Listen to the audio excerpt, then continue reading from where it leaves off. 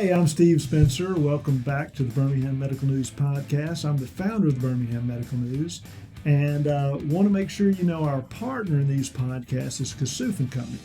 Kassouf & Company is an accounting firm that's been in Birmingham for almost 100 years. They do all manner of tax work, corporations, small businesses, individuals, as well as they have a wealth management arm. And importantly, for our area of interest, they have a great healthcare consulting team. We've been working with Kassouf for 20 years, since the start of the newspaper. And our podcast today, our sponsor today is Mainstay Medical. They're the developer of Reactive 8, which we'll be talking about. Reactive 8 is a therapy for chronic low back pain. Government data shows that over 16 million people suffer from chronic low back pain. And these are not people that, tweak their back every once in a while playing pickleball. These are people that wake up every day with back pain. And I can only imagine how debilitating that is. I would think that that'd be the first thing and the most foremost thing on your mind every day. We know there's been a few options over the years for back pain. There's pain medication, which of course can be addictive. There's physical therapy, which I'm sure offers some relief, but may not be permanent. And of course, there's surgery, which you don't want if you don't have to have it, of course. Anyway, Reactive 8, they're focused on the root cause of many of the patient's problems, and that is the multifidus muscle, which is along both sides of the spine. Reactive 8 is a device that stimulates the nerves of that muscle, which helps stabilize the spine and give you long-term relief. And to give you an idea of the effectiveness, there is a tool called VAS. I'm not going to pronounce or even try to pronounce what it stands for, but it's a scale that patients use to score their pain. If you can imagine a long line, and on one end is zero pain, the other end is as bad as it gets, right? So with a clinical trial, they took patients who had not yet had the device installed, and they rated their pain on this scale. 3 years later, they asked the patients to rate their pain again. 77% of the patients reported a pain reduction of 50% or greater. So I think that's pretty impressive. So on to today, we have two guests. We have Dr. Bradley Goodman and one of his patients, Kelly East.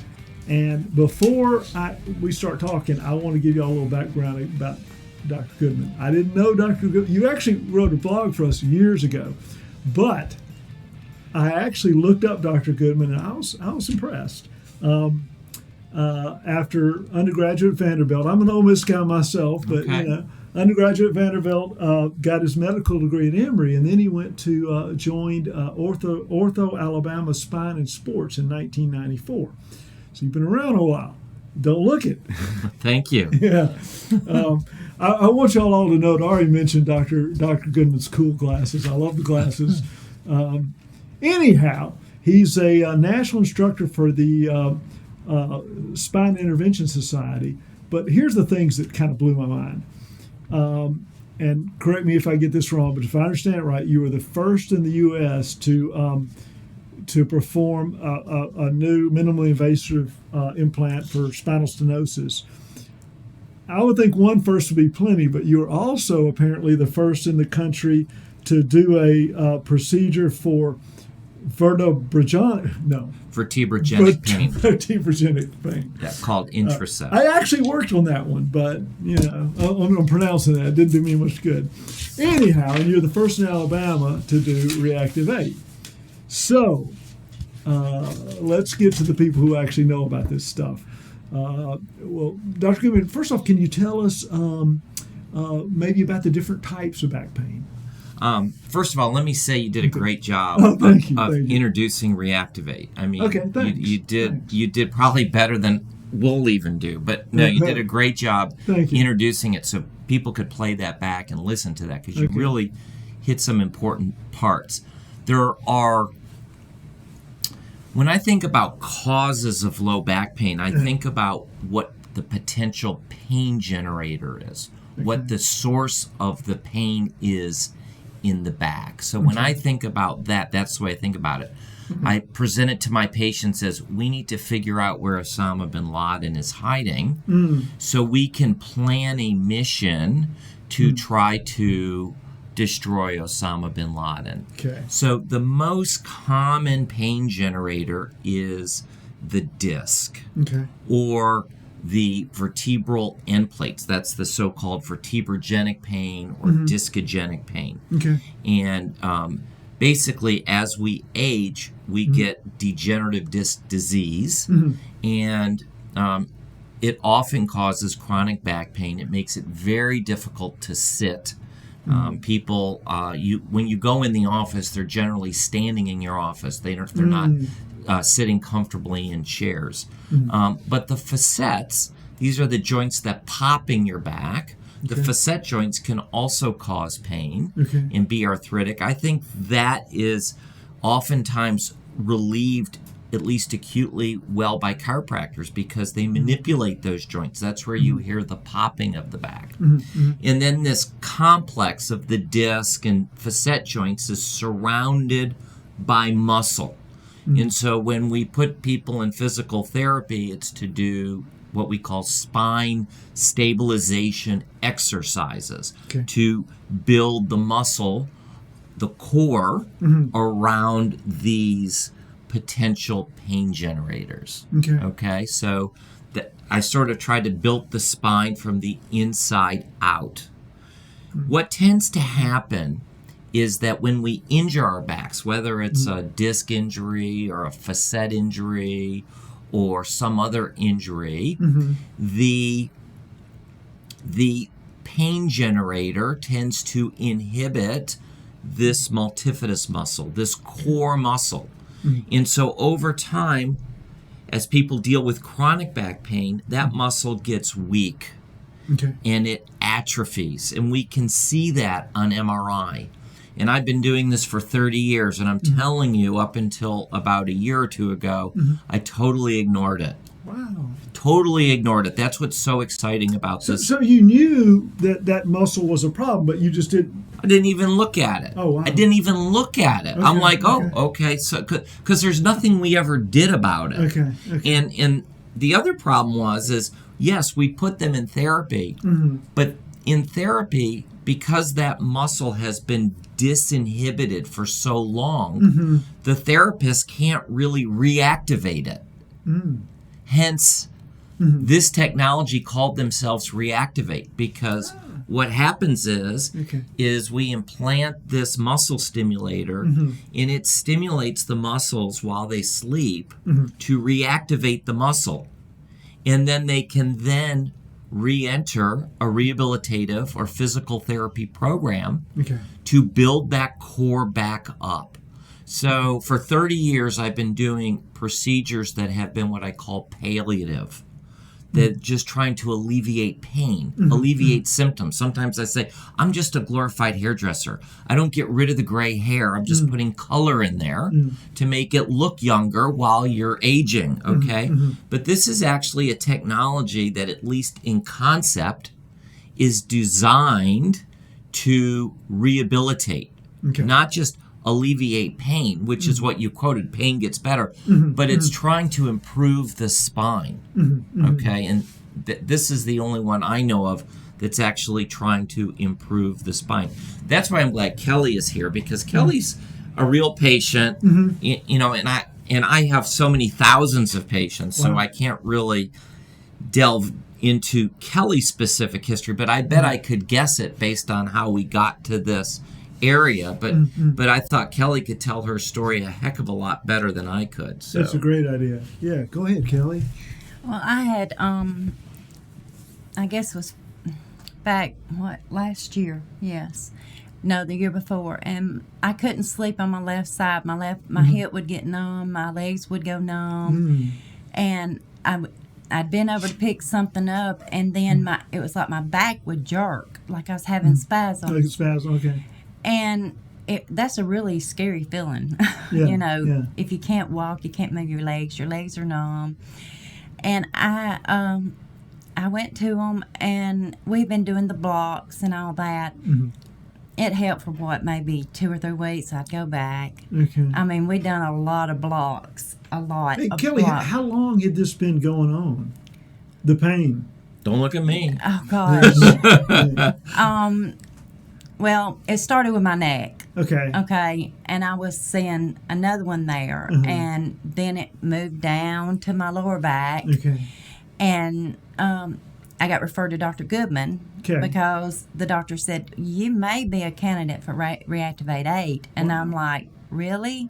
Because, I mean, I would be up 1 or 2 in the morning because I couldn't get comfortable in the bed. And I'd be crying because my back would be spasming. And, after so long, when you can't get no sleep and your back hurts, you're worn out, well, really. That's kind of what I was thinking earlier when I said I can't imagine. I mean, you just feel it all day, don't you? I'm sure. So she must have had this multifidus atrophy on her MRI. So we must have seen that her muscles were losing muscle. And so if the multifidus muscle is atrophied, so I'm guessing your spine is that the problem? Your spine your ability to stabilize your spine is somewhat limited. So if you're standing, does it affect? It's if you're standing, if you're sitting, if you're walking, but these are your core muscles. So when you go and you buy meat at the grocery store, this is you're trying to buy filet mignon, and this meat is just full of fat. So it's like this grade A meat has now become grade C, grade D meat. But again, the problem is these muscles cannot be rehabbed in therapy because your brain has turned off that pathway to strengthen those muscles.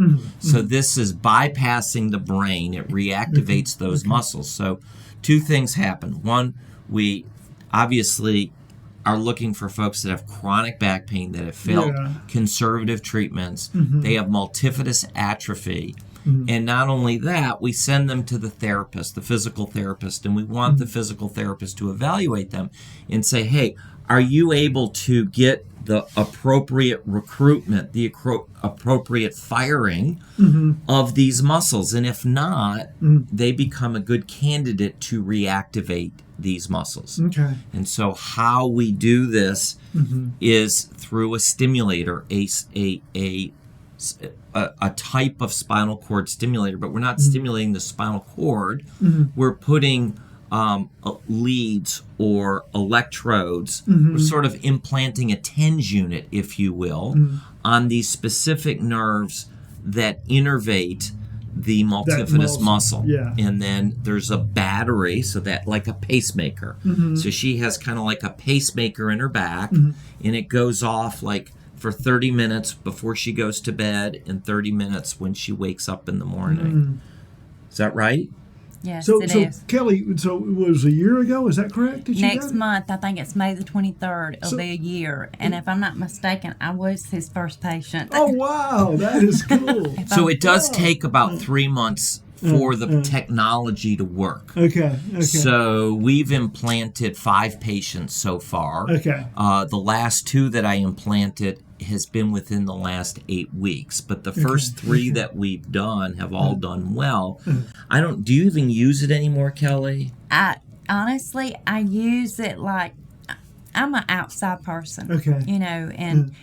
And a lot of people may think this sounds crazy, but I like to cut grass. I like to weed eat. I like to, I'm an outside person. And when I can't cut grass and I can't weed eat, I'm not happy. I like to, that's how I was raised. If you get bored with that, you can come to my house. Okay. But that was my goal. And then when I told them, I could tell by the look in their face, they were like, you want to be able to cut grass and weed eat? No, I would say great, go for it. That's what I want. And believe it or not, when they released me a little bit further on out, I did cut grass. I've not weed eated yet, but Yes, it So has some helped people, they me, use and it for a year, but then they no longer need it. It's still in their body. Gotcha. but we can use it. Right, you can use it, and I don't really want to take it out either, which Okay, is a so, problem. But it's well, I don't have enough experience to say this, but what I am told is that it's not unusual for patients after a year or so to really not need it anymore, that it fixes them. And so my understanding, Kelly, is you're not really using it that much anymore. Once a day. Once a day. Okay. And it's not every day. Okay. And it has really helped, me. I don't have, the problems that I had. So Kelly, how like when you started, right after it was implanted, like how did it feel? Well, first off, how does it actually feel when it's on? It's sort of like a TENS unit. Okay. It gradually tightens. Okay. And then it lets up. Okay. And then it'll tighten again. And then it lets up. Okay. It, of course, being put, surgery, having anything done, your body's sort of, it's asleep, I guess you say. And then when we set it to come on in the office the first time. That's a month after. Yeah, Okay. a month after. It, it was a shock to my body. Okay. But then, of course, they ran it a little while I was in the office. Yeah. And I was like, wow, that feels good. I mean, it really felt good to my back. Okay. And to begin with, I was like, I can only do it twice a day. I was wanting to do it more because We don't want to over fatigue those muscles. Yeah, because you're essentially exercising. You're exercising. Yeah. It's just basically exercise. Yeah. But you're exercising muscles that you can't get at in therapy. And so the patients I'm looking for are really ones that are motivated to restart physical therapy. They have failed it before and they're like, well, that doesn't work. I don't want to go to therapy, but this is really designed to promote rehab. Gotcha. Which is why I love it, because it sort of goes back to where my training of 30 years ago was in rehabilitation. Okay. So I've been doing all this palliative stuff, trying to alleviate symptoms, but this is actually trying to rehabilitate. And I'm sure the palliative, it I don't know if frustrating is the right word, but it's got a, the fact that you're not really fixing the problem. Yeah. You're just treating a symptom. Right. But I'm somebody who likes immediate gratification, so I really actually like the palliative stuff as well. Okay. But I didn't come from a medical background. My dad sold furniture for a living. Okay, and no, we I were didn't. very much into holistic things. Okay. So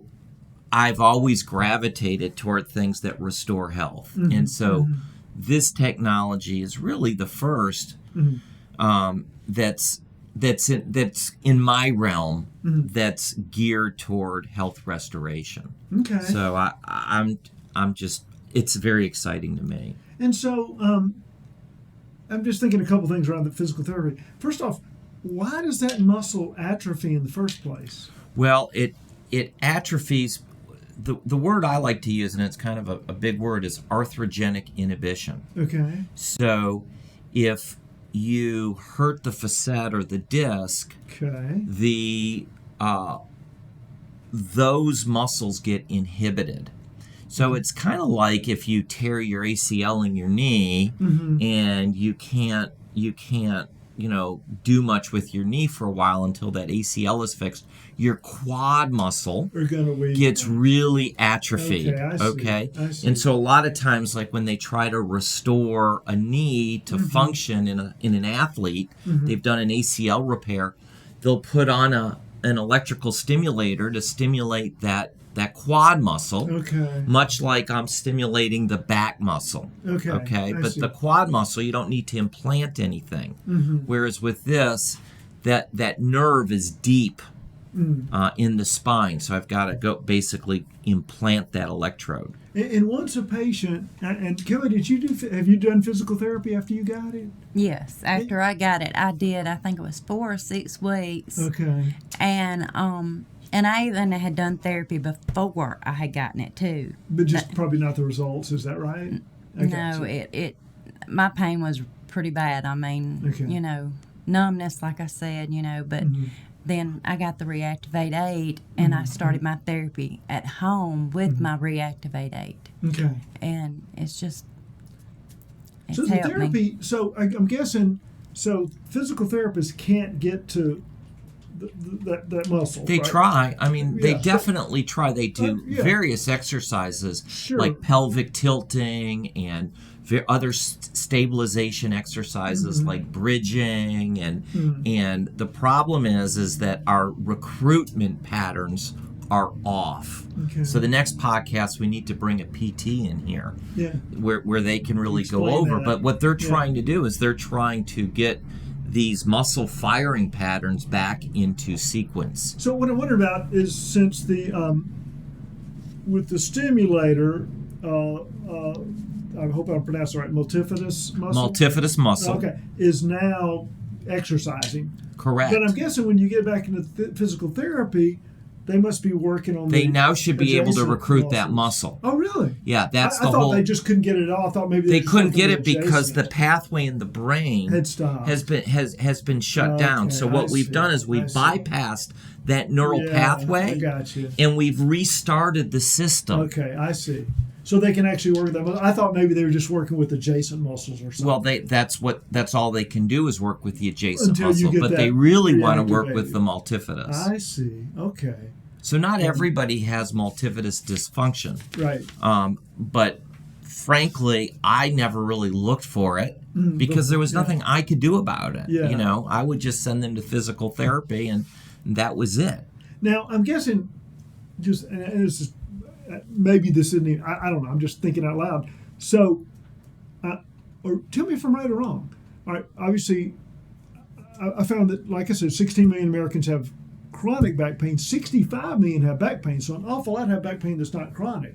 With those people, is the multifidus muscle atrophy mostly just with the people who have chronic back pain? Would that be correct? So I even have multifidus atrophy. I don't have chronic back pain. Okay. So multifidus atrophy, what I don't know is what is the incidence of just multifidus atrophy. So I mean, I could have it then. You could have it. And then the question becomes, because I also have degenerative disc disease. Okay. I have aging of my spine like everybody else. What I don't know is when is the appropriate time to intervene to do this. Like, I play hockey and I play tennis. Okay. You know, so I'm not limited in those sports, but you know, it tweaks me a little bit. Would I play better hockey or would I play better tennis if I would have this in my back? So I'm always looking for a competitive edge. Well, this is interesting. So I don't know the answer to that. So it's not just people with chronic back pain. That's interesting. Well, I wouldn't say it's for people with. It's for anybody. No, but I mean, it's for anybody who's looking to get a competitive edge. Yes, but now it's easy in Kelly's because Kelly wants to do yard work and she can't do yard work,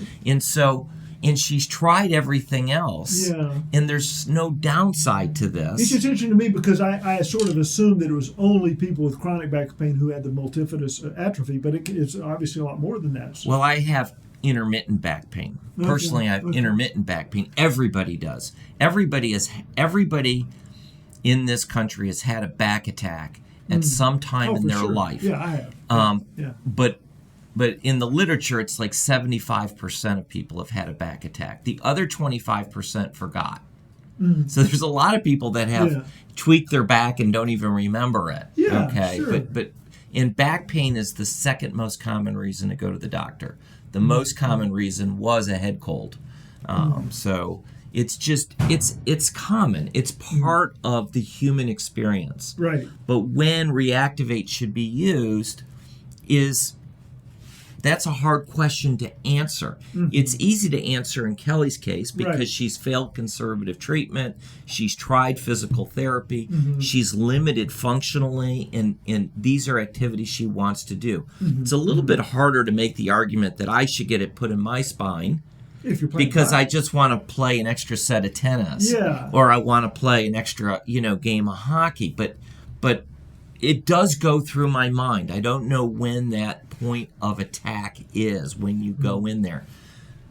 But to reiterate, the point is that this is a rehabilitative intervention as opposed to a palliative one. Yeah. This is theoretically making my spine or making Kelly's spine better than it was before. Right. And nothing does that. Yeah. Nothing does that in spine. Yeah, that's pretty incredible.